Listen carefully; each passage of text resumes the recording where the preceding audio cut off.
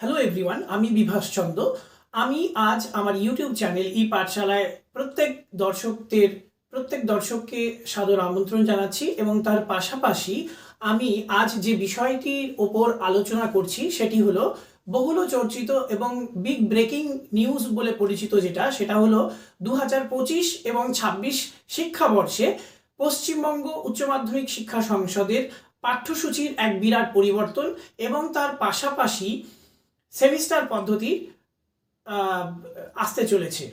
মূলত যে বিষয়টির ওপর আলোকপাত করা হচ্ছে সেটি হলো যে পশ্চিমবঙ্গ উচ্চ মাধ্যমিক শিক্ষা সংসদ উচ্চ মাধ্যমিকের অর্থাৎ একাদশ এবং দ্বাদশ শ্রেণীর ভকেশনালের যে সমস্ত বিষয়গুলো রয়েছে সেইগুলো ছাড়া মোট 49টি বিষয়ের ওপর 11 বছর পর পাঠ্যসূচির পরিবর্তন করতে চলেছে, সিলেবাসের পরিবর্তন করতে চলেছে।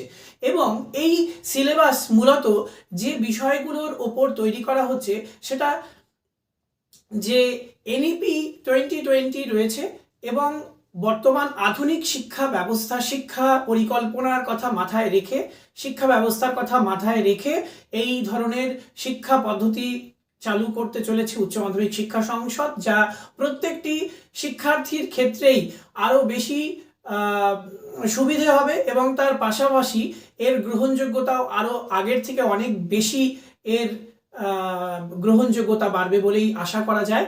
মূলত যে বিষয়গুলোর ওপর আলোকপাত করা হচ্ছে যে সেমিস্টার পদ্ধতি হলো এমন একটি বিষয়, অর্থাৎ 6 মাস অন্তর যে পরীক্ষা ব্যবস্থা, যেটি পূর্বে কলেজ এবং বিশ্ববিদ্যালয় স্তরে প্রচলিত ছিল।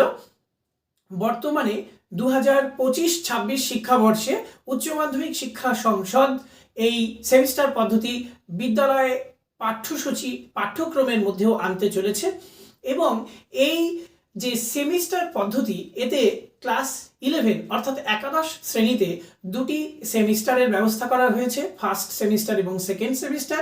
এর পাশাপাশি যে দ্বাদশ শ্রেণীর পরীক্ষা পদ্ধতি রয়েছে তার মধ্যেও দুটি সেমিস্টার পদ্ধতি রয়েছে, থার্ড সেমিস্টার এবং ফোর্থ সেমিস্টার। এক্ষেত্রে ফার্স্ট সেমিস্টার অর্থাৎ ক্লাস 11-এর যে প্রথম পরীক্ষাটি হবে সেটি হবে এমসিকিউ ভিত্তিক, অর্থাৎ মাল্টিপল চয়েস কোয়েশ্চেন, এবং তার ইভালুয়েশন স্কুল এমসিকিউ টাইপ অর্থাৎ ওএমআর বেসড হবে।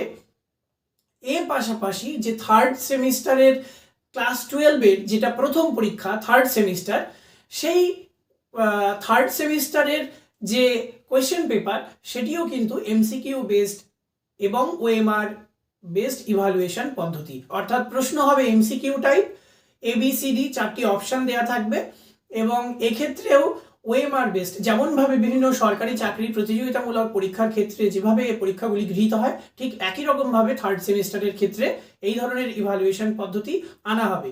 এবং তার পাশাপাশি সেকেন্ড সেমিস্টার এবং ফোর্থ সেমিস্টারের ক্ষেত্রে শর্ট এবং ব্রড কোয়েশ্চেন এর প্যাটার্ন থাকতে চলেছে। এবং ফোর্থ সেমিস্টারের ক্ষেত্রে যেমনভাবে গতানুগতিকভাবে উচ্চ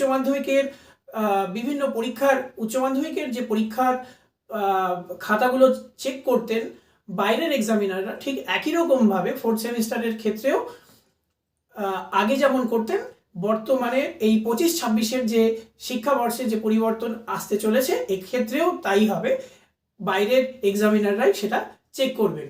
এবং হোম ভেন্যু অর্থাৎ থার্ড সেমিস্টার এবং ফোর্থ সেমিস্টারের ক্ষেত্রে এই দুটি হবে অন্য স্কুলে, কিন্তু 11-এর ক্লাস 11 অর্থাৎ একাদশ শ্রেণীর যে ফার্স্ট সেমিস্টার এবং সেকেন্ড সেমিস্টারের যে পরীক্ষা পদ্ধতি রয়েছে সেটা কিন্তু স্কুলেই একজন শিক্ষার্থী যে স্কুলে একাদশ শ্রেণীতে ভর্তি হবেন, পড়াশুনো করবে, সেই স্কুলেই সে গিয়ে সেই পরীক্ষাটি দিতে পারবে।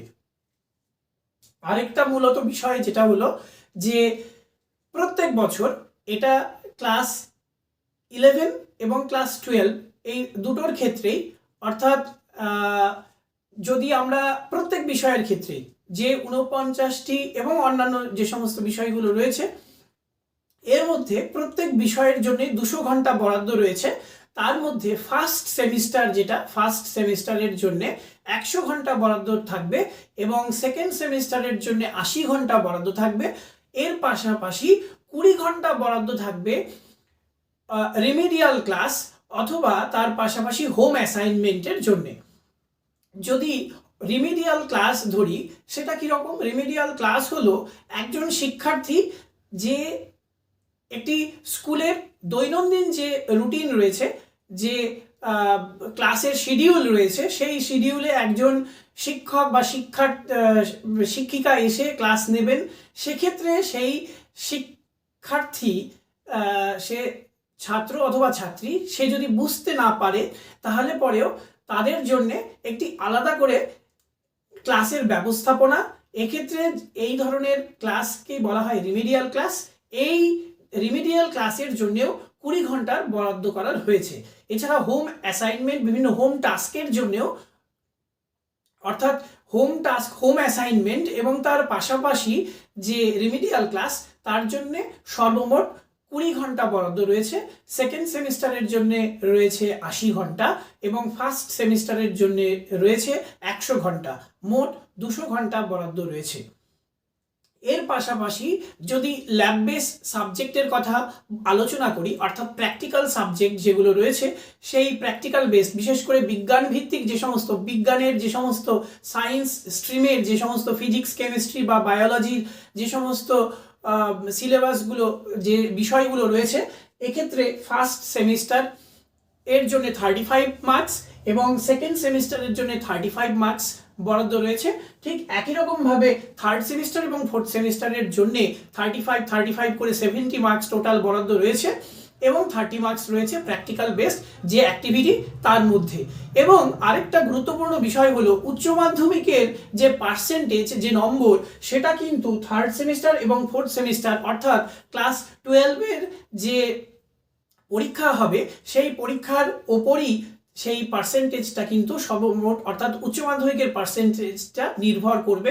এক্ষেত্রে 11-এর পার্সেন্টেজ উচ্চ মাধ্যমিকের যে ফাইনাল মার্কশিট তৈরি হবে তাতে কোনো এফেক্ট পড়বে না। কিন্তু এর মধ্যে একটি গুরুত্বপূর্ণ বিষয় হলো এই ধরনের যে শিক্ষা ব্যবস্থা আগামী 2025-26 শিক্ষাবর্ষে উচ্চ মাধ্যমিক শিক্ষা সংসদ, পশ্চিমবঙ্গের উচ্চ মাধ্যমিক শিক্ষা সংসদ আনতে চলেছে, এটাতে শিক্ষার্থীদের অবশ্যই একটি বিশেষ তারা সাহায্য পাবে। তাদের যে পড়াশোনার প্রতি যে প্রেশার, সেটা তারা আরও কমে যাবে।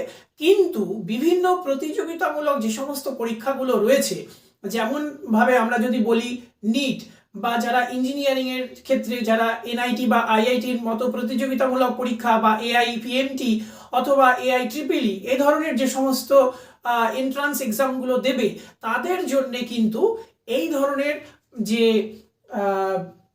সেমিস্টার পদ্ধতি, এটা কিন্তু তাদের জন্যে সেই রকমভাবে সুবিধার কোনো বাতাবরণ তৈরি করবে না। কারণ তাদের যে সিলেবাসটি থাকবে প্রতিযোগিতামূলক পরীক্ষায়, সেই সিলেবাস কিন্তু ক্লাস 11, ক্লাস 12-এর সিলেবাস, টোটাল সিলেবাসের উপর বেস করে তৈরি হবে। সুতরাং তাদের জন্য ক্লাস 11 এবং ক্লাস 12-এর অর্থাৎ বোর্ড এক্সামগুলোর জন্য তাদের ঠিক আছে, তাদের জন্য প্রেশার কমে যাবে। কিন্তু প্রতিযোগিতামূলক পরীক্ষার জন্য কিন্তু তাদেরকে ক্লাস 11 এবং ক্লাস 12-এর প্রতিটি সিলেবাসকে খুব গুরুত্ব সহকারে পড়ে কমপ্লিট করে নিতে হবে। এছাড়া সিলেবাস সংক্রান্ত যে সমস্ত পরিবর্তনগুলো হচ্ছে, মার্কস ডিস্ট্রিবিউশন কীরকম ভাবে হয়েছে বা কীরকম তৈরি হতে পারে, তার সবাই এই ভিডিওর ডেসক্রিপশন বক্সে পেয়ে যাবেন। আজকের মতো এই পর্যন্তই, ধন্যবাদ।